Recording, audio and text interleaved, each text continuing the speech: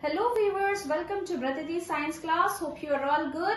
I am Bratati and today I will take you to the tour to acid, base and salts. So what are acids, what are base? In our surroundings, if you test the substance which are sour in taste, then make sure they are acidic in nature. And those that taste bitter, they are basic. So how to remember? B for base, B for bitter. The word acid, base and salts. Alright, so the word acid came from the Latin word acer, which means sour, and the aqueous solution of the base, which is known as alkali, this came from the Arabic word alkalili, which means ash.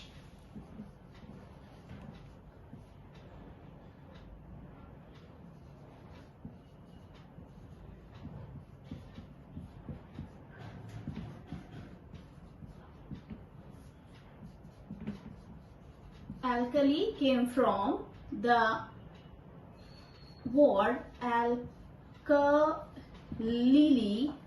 which means bitter. You know what are the basic in nature? The soaps for hand wash, for cooking, for washing the vessels, that is slippery in nature. So the taste is bitter and it is sloppy and slippery in nature. Those are base. So the basic difference between the acid and base, that is acid is sour in taste and base are bitter in taste. I will give you the list of the food items or the substance where we get the acid and the base. So let's come.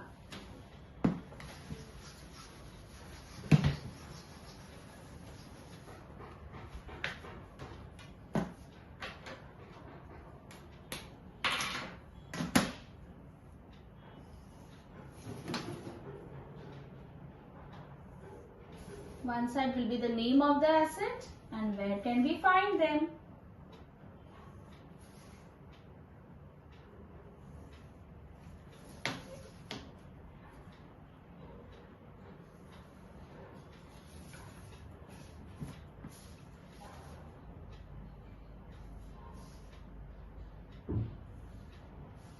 I will show you few acid. The rest you can ask me in comment box. I will answer you.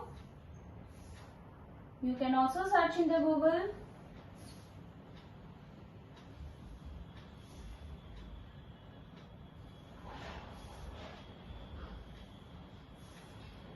This kind of table, if you keep it in mind, all objective kind of questions, you can get full answer, full marks for them.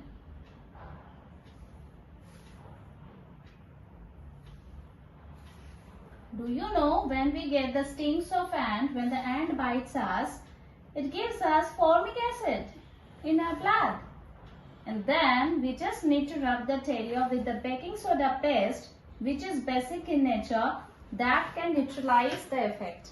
So this side I am going to write the name of the acid and this side where we find them, the substance.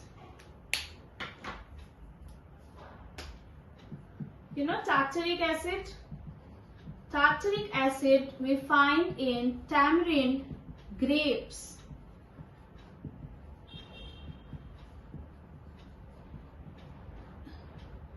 Number 2, we can write citric acid, which we can find in lemon, orange, etc. Ascorbic acid, which is also called vitamin C, we find in citrus fruit like amla.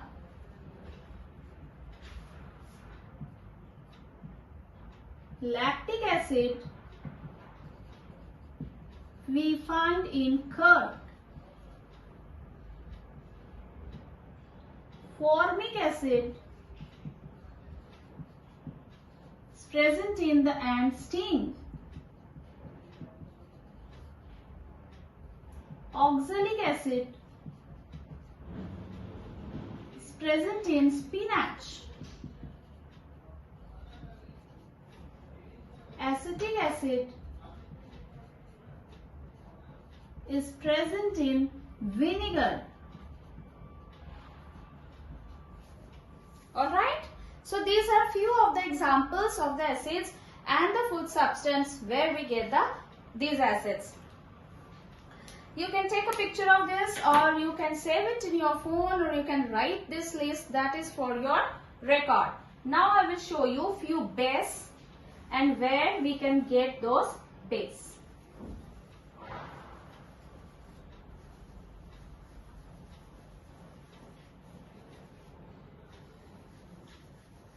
As I already shared you that the soap that we use for hand wash or for cleaning the vessels, that contains the base, sodium and potassium hydroxide, ammonium hydroxide, that is also another base, magnesium hydroxide, which is also called the milk of magnesia, calcium hydroxide, we get it in the lime water. Ammonium hydroxide are generally present in the window cleaners, Collins, all those cleaning of solutions, they contain ammonium hydroxide in it. So these are the few examples of the bases.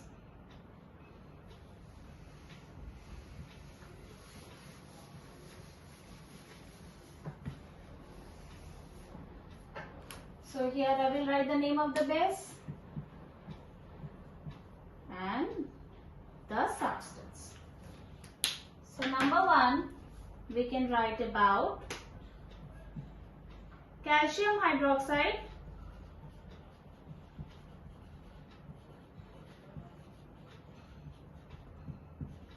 which are found in the lime water. Chalk is made up of calcium oxide, and when we make the chalk solution, water plus chalk, it becomes calcium hydroxide. That is, we can call it lime water. Number 2, ammonium hydroxide,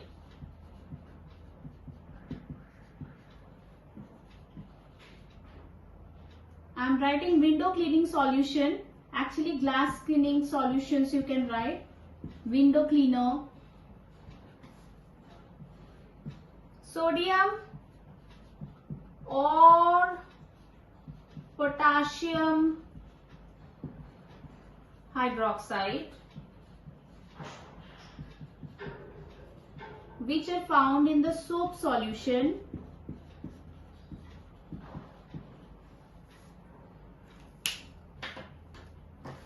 Number 4,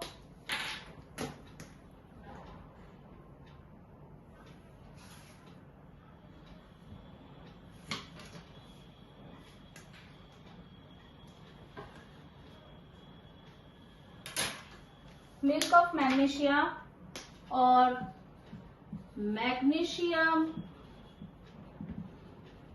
hydroxide, which we get in antacids. We can call it milk of magnesia. Alright. So these are the few examples of the base and where we get them. Right. So we know now the food or the substance that contain the acid and base. Now we have to know about the indicator that are used to test whether any substance is basic or acidic in nature. The indicators can be of two types, natural indicator as well as chemical indicators. Now let's know about indicators.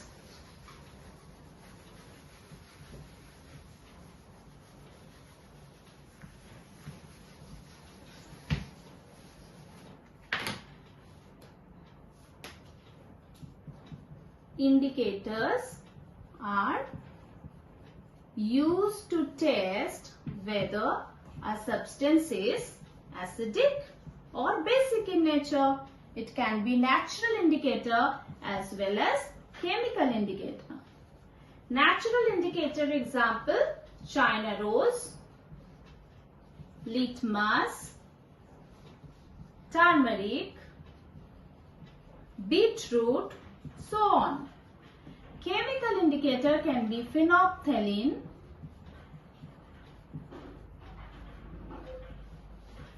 methylene blue, methyl orange,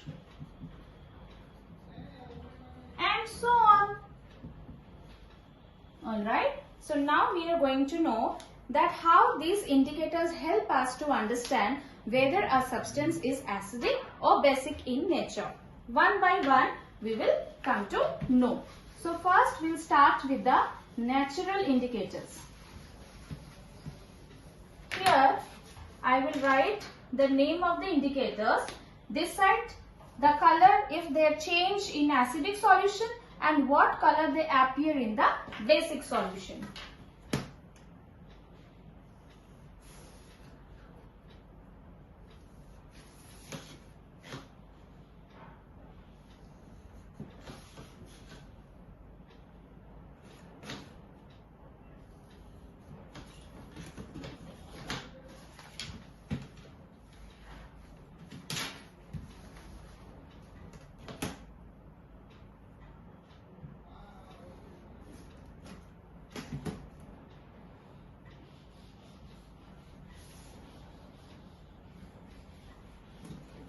So this side will come our indicators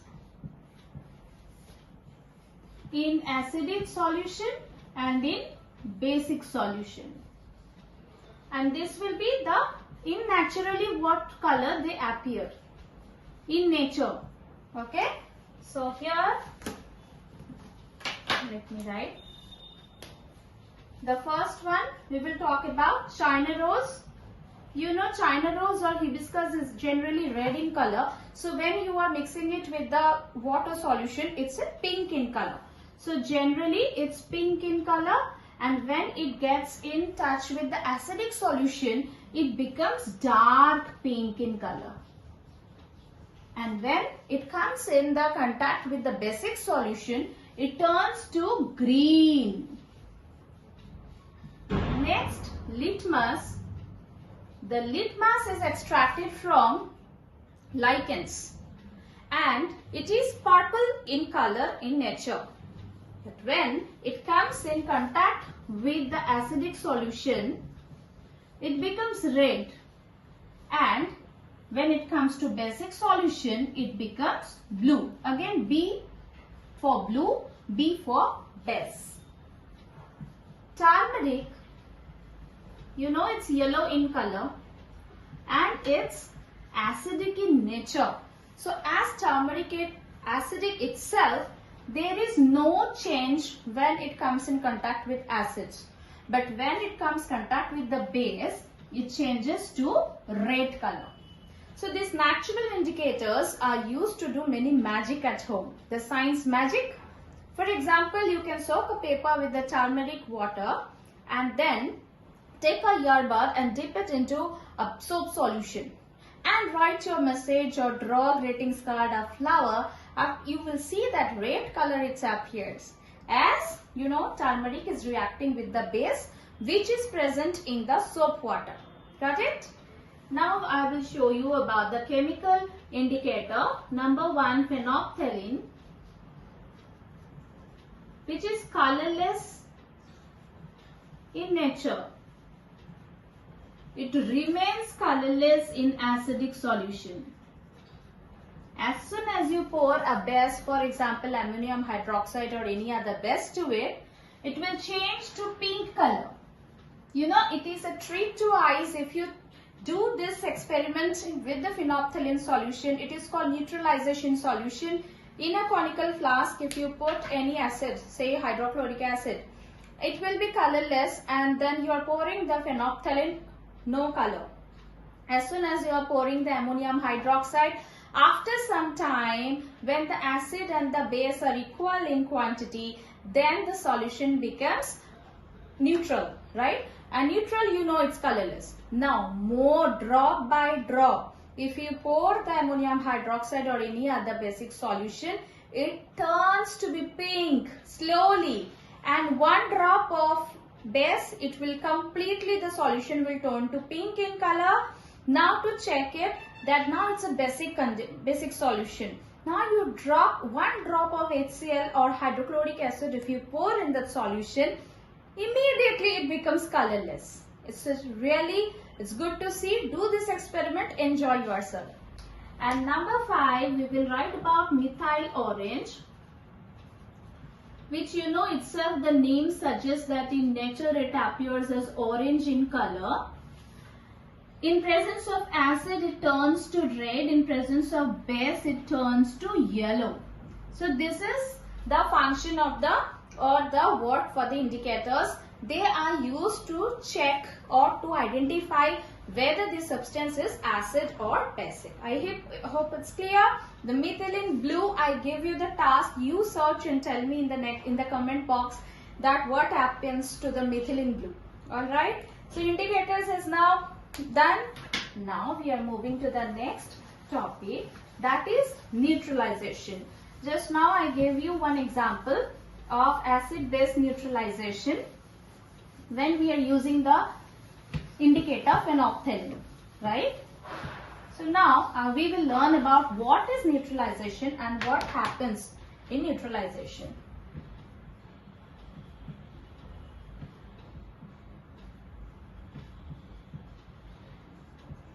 Neutralization is when acid and base, they come together, they form salt and water. H2O, water. Salt and water. Salt is neutral in nature. It's neither acidic nor basic. So when we mix acid with the base, it turns to be a neutral solution. That is called neutralization. Right? So what is the use of neutralizations in our daily life? We really do need to do neutralization. You know why? We have some indigestion. Why? Because during the digestion, lot of HCl or hydrochloric acid release in our stomach. That helps to digest the food. It's a very strong acid. It breaks the foods and it helps in digestion. Now, in case the HCl are secreting more than required amount, then the inflammation in the stomach appears and we need to neutralize this acid. We take antacid. That antacid contains milk of magnesium hydroxide, which helps to neutralize that indigestion. Got it? So it's important. So number 1, we are talking about the use of neutralization. Number 1, we know in indigestion, where excess of HCl is neutralized by magnesium hydroxide, or we can say milk of magnesia. Okay. Number 2, antibiotics. Now as I told you already, the sting of ant contains formic acid. So formic acid is getting into our body. So immediately that place you will see the redness, the swelling and the pain. To get the relief immediately or spontaneously, you can apply a baking soda solution on that place. You will get the relief, or you can also apply calamine solution. We all have lactocalamine or any other calamine solution like Caladryl at home, which contains zinc carbonate. And zinc carbonate, that is the base. That base is reacting with the acid or formic acid that is already inside the body to neutralize the effect of it. Right? So here formic acid, the formic acid is acid. This is called acid, is neutralized by, we can say, zinc carbonate, or we can say baking soda, ammonium hydroxide, etc. We can baking soda. Number 3, soil treatment. What is soil treatment and why do we need to do soil treatment? You know, the farmers in the agricultural field, they are using a lot of pesticides and chemical fertilizers for the more production of the crops. Now these are making the soil acidic in nature. And soil must be neutral in nature. It should neither be acidic nor be basic. So to neutralize the soil, we need to put the base from the outside. Those base are, we can put the calcium hydroxide or calcium oxide. The quicklime calcium oxide or the sweetline, that is calcium hydroxide, to neutralize the soil, and that is how the quality of soil improves. Similarly, you can take the soil to test whether it's basic in nature or not. In case you find that the soil is basic in nature, we need to neutralize it by adding compost in the soil. The compost are nothing but dead animals we cannot give, so it's nothing but the peel of the fruits and vegetables in our daily life, and also you can the dead leaves and all.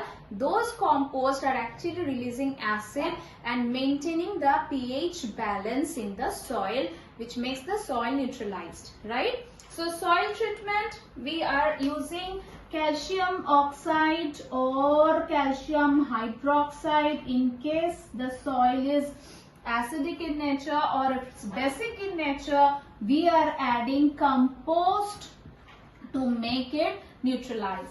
Number 4, we can talk about water treatment. The water treatment, you know, these factories nowadays, it's not nowadays, it's long time, the factories are disposing the waste in the water bodies.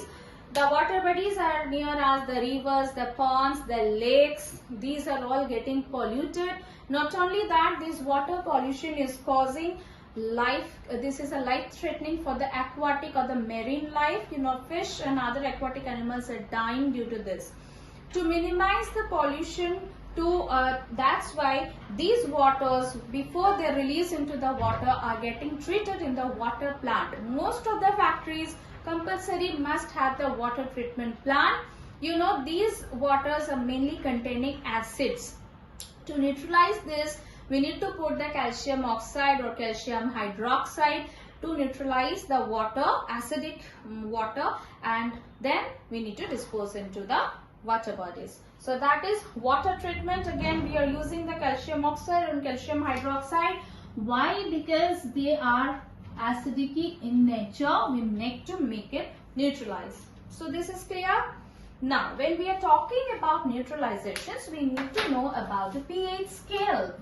pH, you know, it stands for potential of hydrogen. In this, potential of hydrogen in the sense H plus ion or hydrogen ion present in a solution. So we treat it if it is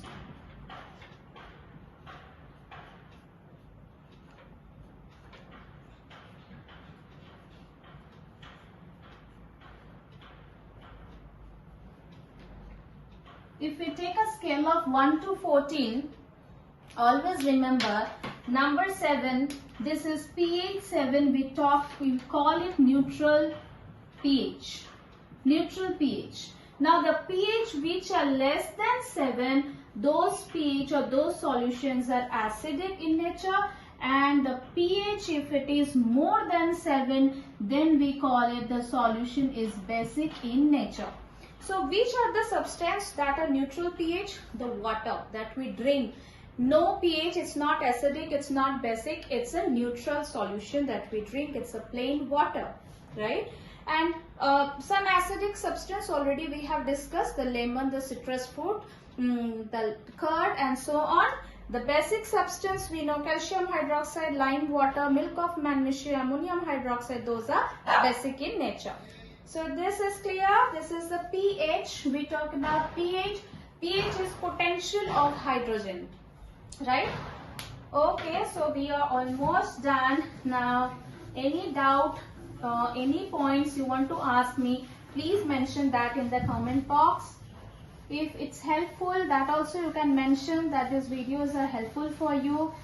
Any more thing you want, any details or anything particular, any examples that you can ask. Okay, feel free to contact me. You can write a message so that I can contact you. I can share my mail ID so that you can ask also in the mail ID. Alright. Now we will talk about acid rain. which is again a very much concern, acid rain.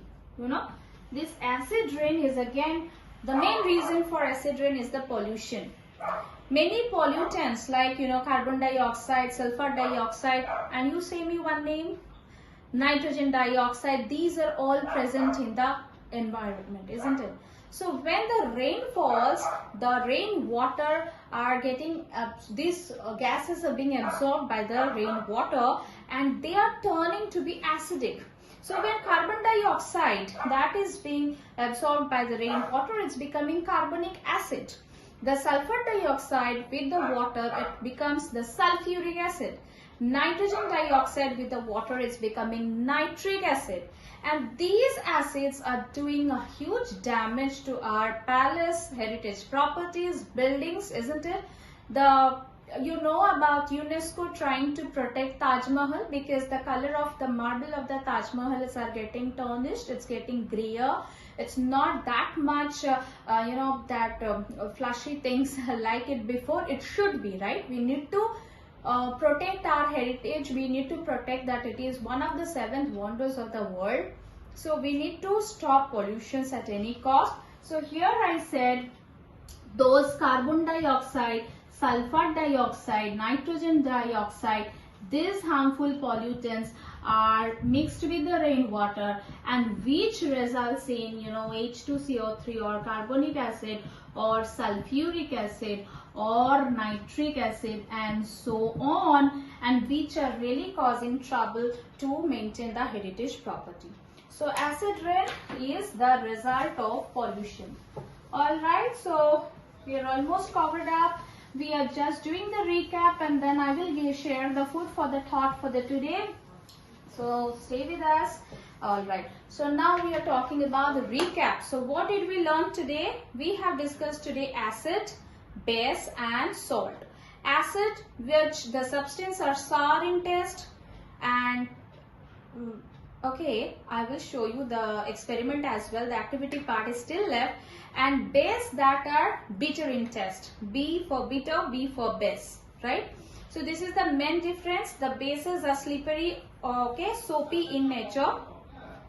Then we have discussed about the indicators. The indicators used to test whether any substance is acidic or basic in nature. The indicators are of 2 types, the natural indicators and the chemical indicators. The natural indicators can be China rose, litmus, and one more, can you tell me? It can be beetroot, it can be turmeric. Now, as I told you, can you see my litmus paper? I kept the litmus paper to show you. This is the red litmus paper, this is the blue litmus paper. Alright, so blue and red litmus paper we have. And here I have, you know, vinegar solution. This is vinegar. So can you tell me vinegar, is it acidic or basic? Yes, you are right. Vinegar contains acetic acid. So this is acidic in nature. So now this is my blue litmus paper and I am putting it. Can you see the color change? This is magic. This is the use for the indicator. So my blue litmus immediately turned red. Isn't it interesting? Alright, similarly I will show you with the red litmus. So I am putting the red litmus in the vinegar. Can you see any change? No change. Because this will turn the blue litmus paper red because acidic solutions will make it red. Now the red one, you cannot see the color change, right? Now I have kept here, as I told you, the chalk. The chalk contains calcium oxide. When I make a solution of it with the water, it's become calcium hydroxide. It's basic in nature. Okay. So now I have the red litmus paper and I'm going to put it into the solution. And I will keep it for drying for some times. And let's see any change appears or not. And here I have the blue color litmus paper and I'm putting here any change. The blue color litmus paper, no change at all, isn't it? So the blue litmus doesn't change in the basic solution. But now can you see the color change? Right? The red and the blue, can you see? So this is magic, this is science. Here you can see the red litmus turns blue. So this magic you can do at home I have I have taken the chalk solution and the vinegar. These are all available at home. You can do the soap also. Soap will act as a base, and litmus papers are easily available in the stationeries. So do this experiment at home, right? So children, now food for the thought for today is you can do some magic experiments at home. For example, you can do it with the beetroot slice, and in a paper you can just put the soap solution, and then you take a earbud and write any secret message, or you can draw something, and then a slice of beetroot, and you just go through it, okay, rub it and see once it's dried. Do you see any change? So try that. And one more I gave you with the indicator turmeric, right? With that turmeric also you can do this experiment. Give to your mom or pop, mommy and papa, or any friend. You can make your own greetings card in your own creative way. Alright. Hope viewers you like today's video. Please like it and subscribe and share it with your friends. It will be motivating for me. I want to bring more new things for you to make it fun-filled learning session to you. Okay, so kindly like, subscribe, and please don't forget to click on the bell icon so that you get all the notification in the first hand. Take good care of yourself. Be happy. Alright, see you in the next class. Till then, bye-bye.